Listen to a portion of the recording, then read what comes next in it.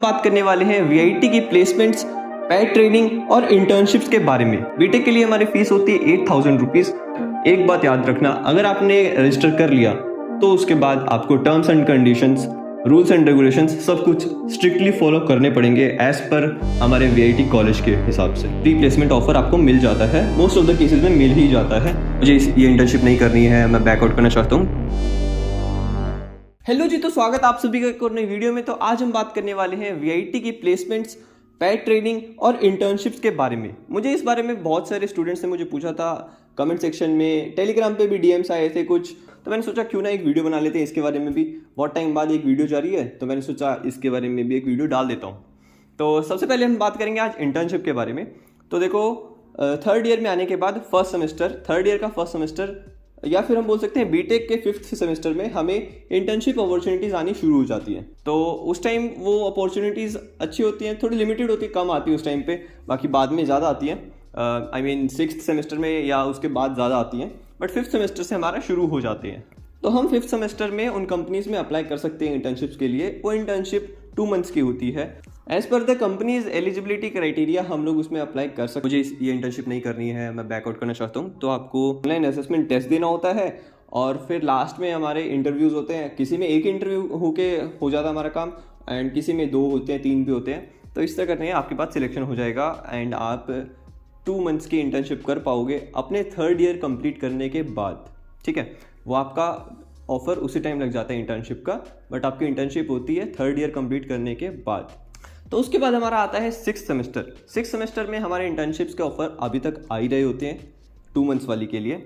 फिर साथ में हमारे पास आता है हमारे कॉलेज का पैट प्रोग्राम के लिए रजिस्ट्रेशन।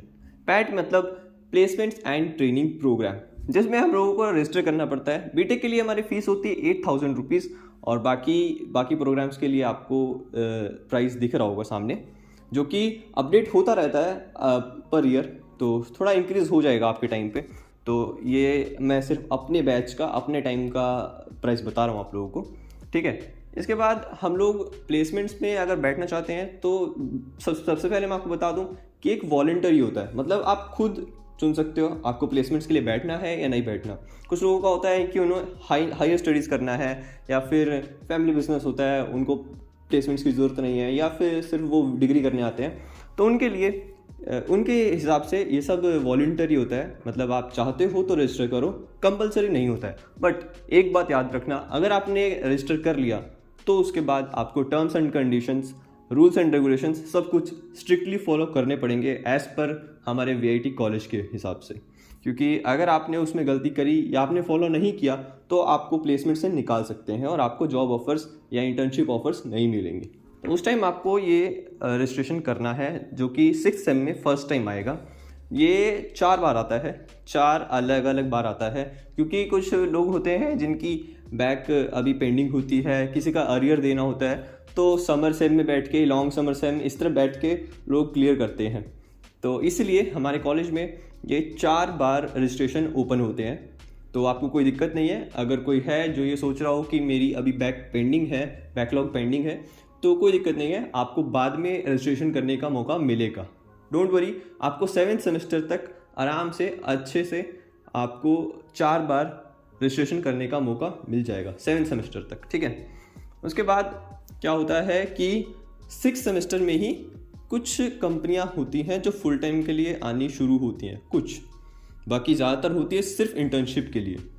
उस टाइम आपका सिलेक्शन हो जाता है तो बहुत अच्छी बात होगी, क्योंकि अगर आप 2 मंथ्स की इंटर्नशिप कर लोगे ना अपने थर्ड ईयर के बाद, तो आपके लिए बहुत इजी रहेगा और थोड़ा एडवांटेज मिल जाता है कंपेयर टू अदर स्टूडेंट्स जो कि अभी भी प्लेसमेंट्स के लिए बैठने वाले होंगे, जो जॉब सर्च कर रहे हैं, या फिर 6 मंथ्स की इंटर्नशिप ढूंढ रहे होंगे, जो कि 6 मंथ की इंटर्नशिप लगती है हमारी 8th सेमेस्टर में। आई मीन 7th सेमेस्टर के बाद हमारे इंटर्नशिप पीरियड होता है 6 मंथ्स का, तो उसमें उन लोगों को इंटर्नशिप करनी पड़ती है। और जो लोग नहीं कर रहे होते हैं या जो नहीं करना चाहते हैं, तो उनके लिए हमारा कॉलेज अभी नया रूल लेके आ गया है। पहले नहीं होता था, मतलब पहले होता था कि हमारे सीनियर्स चले जाते थे घर पे और उनकी ट्रेनिंग वगैरह नहीं होती थी, प्लेसमेंट्स चल रहे होते थे, सब टेस्ट वगैरह ऑनलाइन होते थे।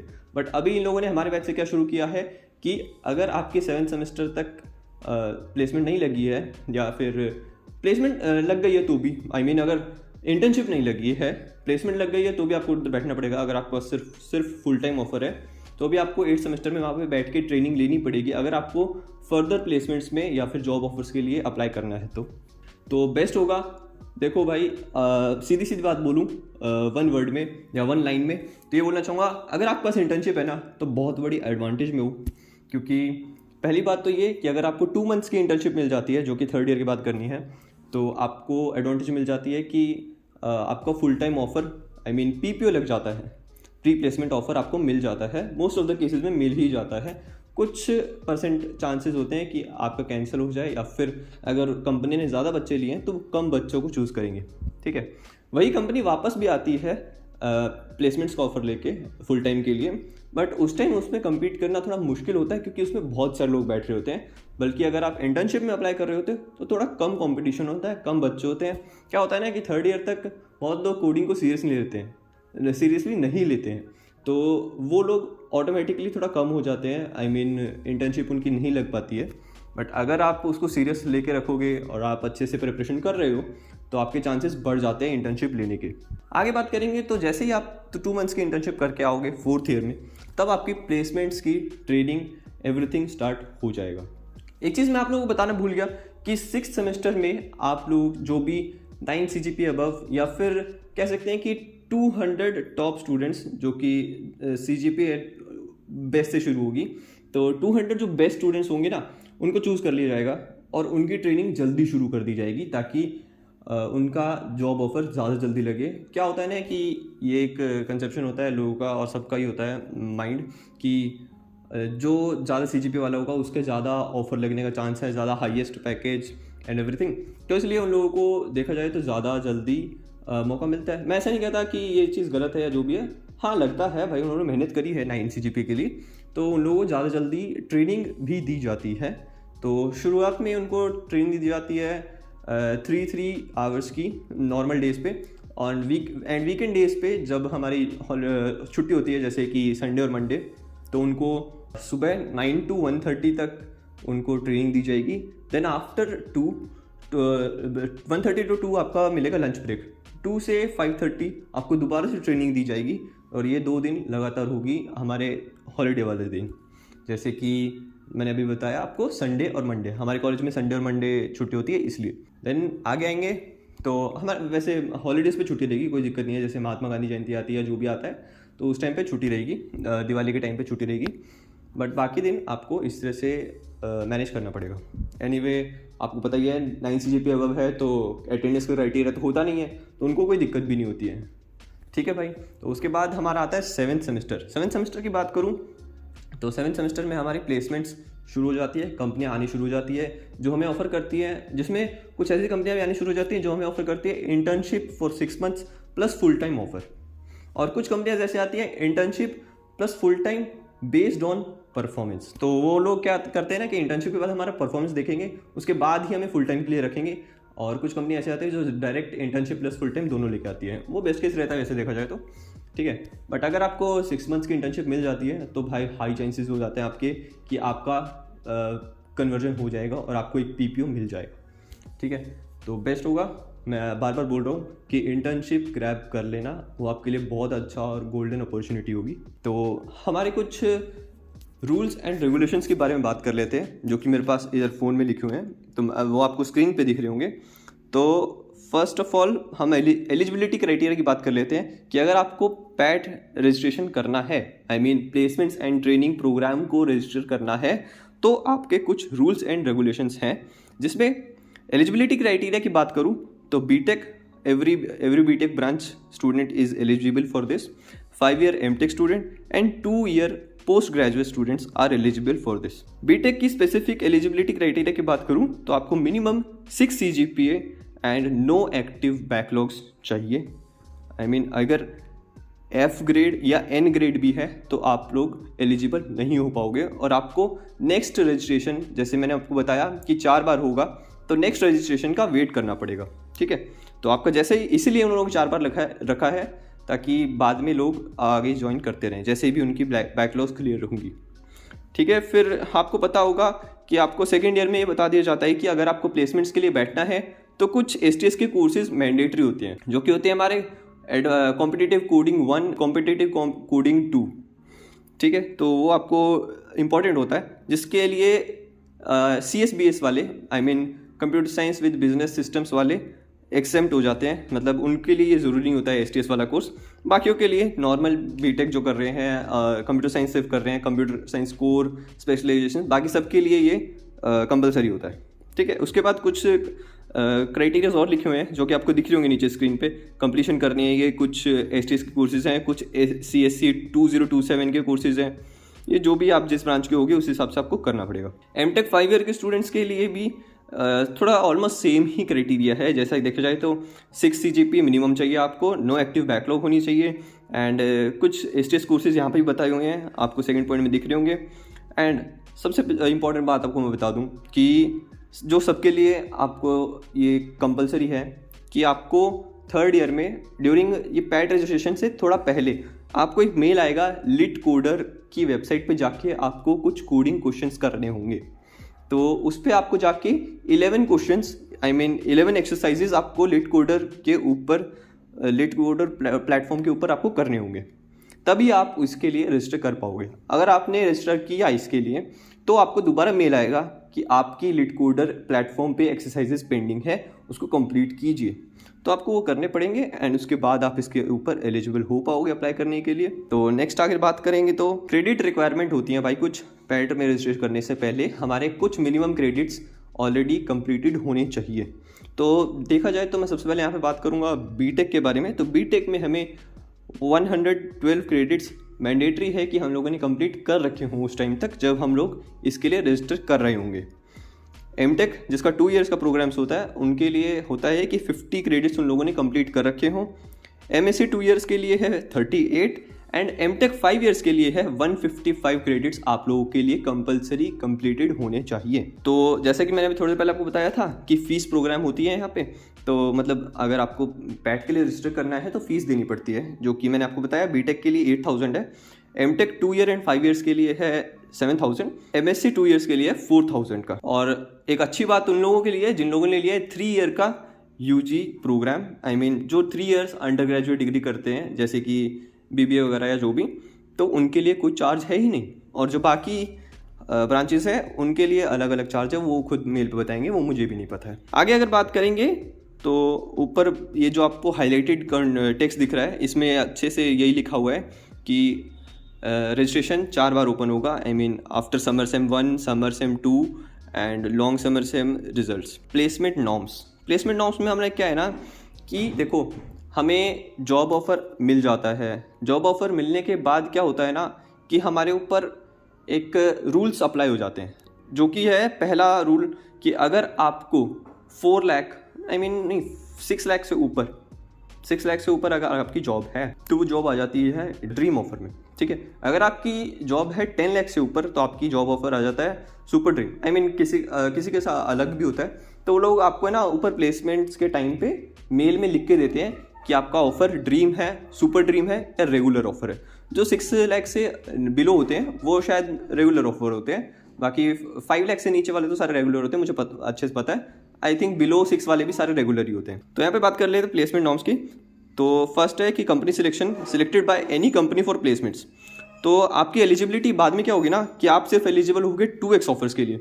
आई मीन फॉर एग्जांपल अगर आपका 8 लाख का पैकेज लगता है तो आप उसी कंपनी के लिए एलिजिबल हो पाओगे जिसका ऑफर होगा 16 लाख या फिर 16 लाख से ऊपर, और आप लोग सभी ड्रीम या फिर सुपर ड्रीम कंपनी के लिए भी एलिजिबल होगे। नेक्स्ट है हमारे पास selected by internship, selected for internship by a company if the CTC on conversion in more than 10 lakhs और termed as super dream internship।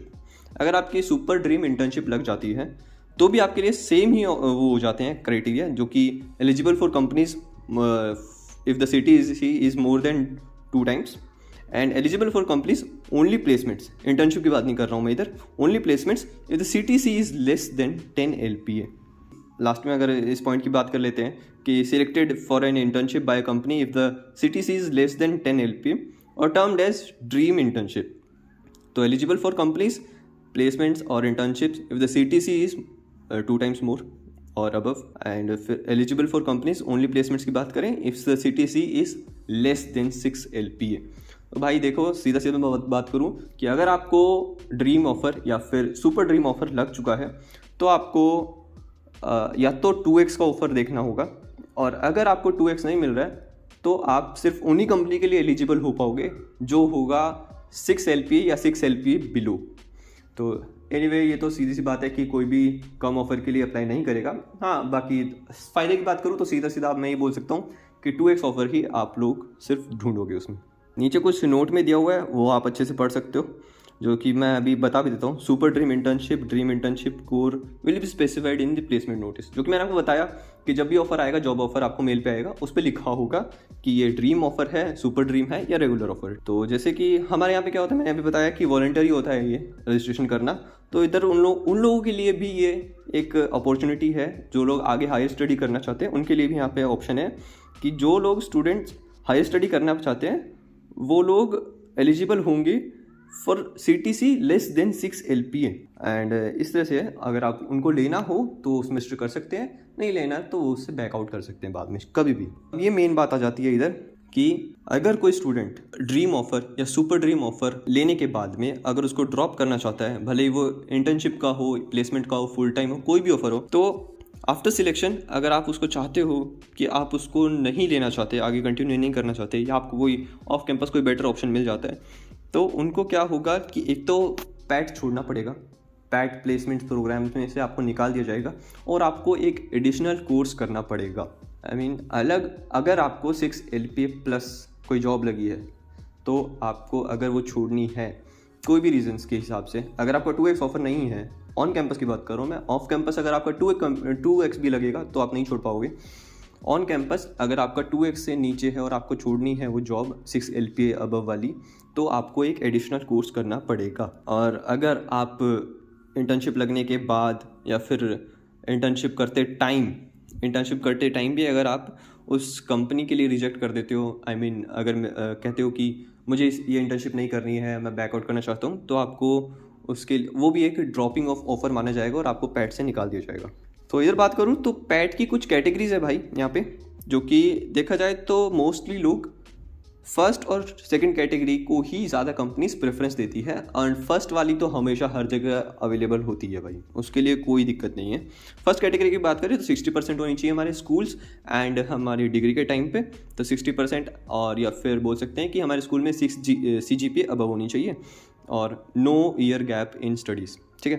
Category 2 आती है हमारे पास 60% in schooling and degree and up to 2 year gap is allowed second category में। But देखा जाए तो मैं सीधे सीधे बात करूँ प्रैक्टिकली जो मेरा एक्सपीरियंस है मैं उस हिसाब से बताना चाहूँगा कि फर्स्ट कैटेगरी तो मैंने बताया कि हर जगह पे अवेलेबल होती है, एलिजिबल भी होती है।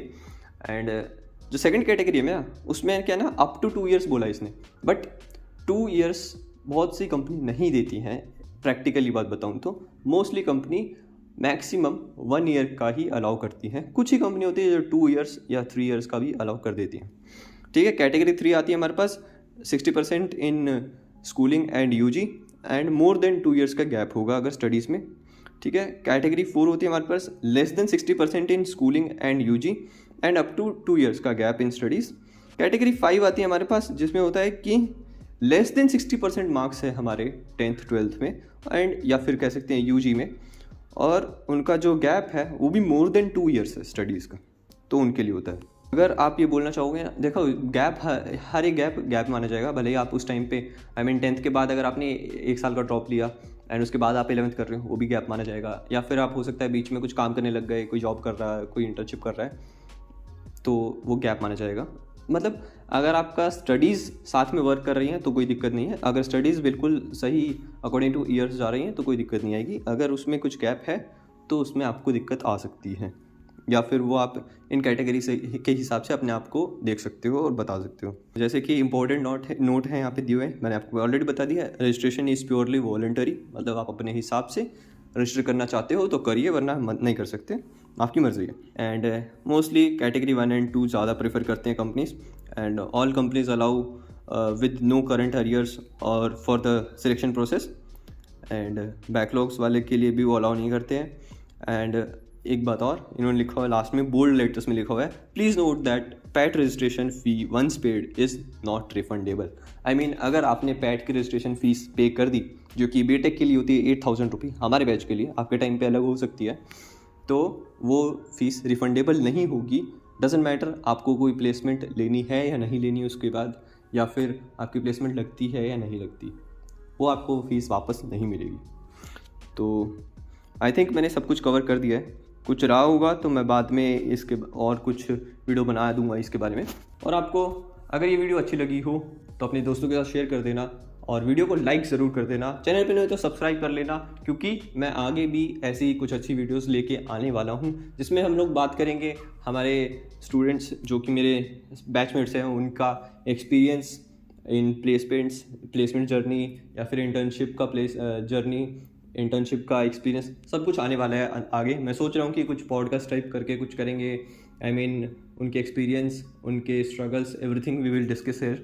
सो प्लीज़ चैनल को लाइक कर देना, चैनल को सब्सक्राइब कर लेना एंड वीडियो को लाइक कर देना। एंड कमेंट में अपना ईयर लिख के जाना ज़रूर कि आप कौन से ईयर में हो और कौन सा ईयर वाला ये वीडियो देख रहा है, विद योर नेम लिख के जाना। Okay, bye bye, take care.